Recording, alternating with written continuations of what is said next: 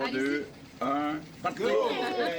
François Legault et Mark Carney ont été parmi les premiers à faire le voyage en REM entre le centre-ville de Montréal et Deux-Montagnes. Les premiers ministres, accompagnés notamment de la mairesse de Montréal, Soraya Martinez-Ferrada, sont embarqués à la station McGill, ont pu voir le fameux tunnel du Mont-Royal qui a causé tant de problèmes et de retard dans les travaux du REM.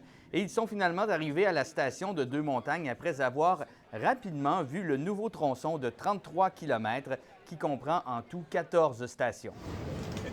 La nouvelle antenne du REM voit finalement le jour 2 ans plus tard que prévu et permettra aux usagers de Deux-Montagnes de rejoindre le centre-ville de Montréal en un peu moins de 40 minutes. Le REM constitue le plus important projet de transport en commun entreprise au Québec en un demi-siècle. Et c'est le genre de projet d'intérêt national qui améliore cette belle ville, la plus belle ville du monde, il faut admettre. Oui, c'est vrai.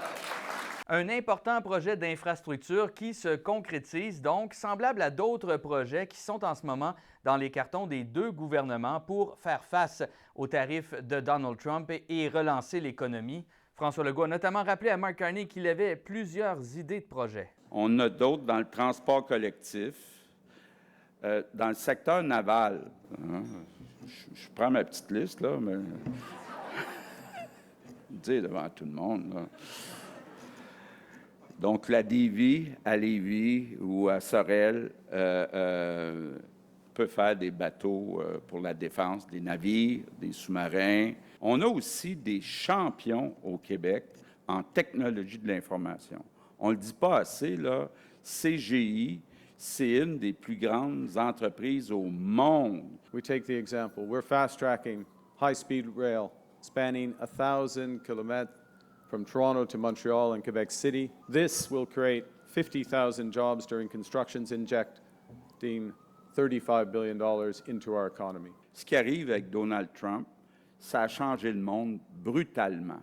Puis on est affecté dans beaucoup de secteurs. Je ne recommencerai pas aujourd'hui à vous parler de la forêt, certains, mais bon, c'est dur. Mais les gouvernements fédéraux, les provinces, on a le pouvoir, mais on a aussi le devoir d'investir plus que jamais. Les travaux du REM ne sont pas complétés cependant. L'antenne ouest, qui se rendra jusqu'à la station Lance à Lorme, ouvrira au printemps prochain. Il restera l'antenne vers l'aéroport Montréal-Trudeau en 2027.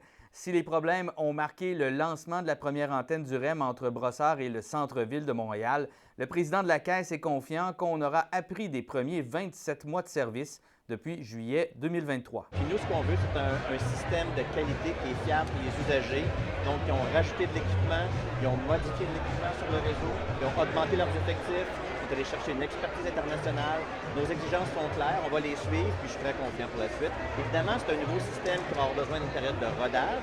50 km, c'est beaucoup, mais on est à une autre place qu'on était auparavant. Le service normal de cette nouvelle branche du REM va s'amorcer à 5h30 lundi, mais les curieux auront quand même la chance, au cours de la fin de semaine, de faire le trajet gratuitement. À l'Assemblée nationale, Jean-François Poudrier pour Nouveau Info.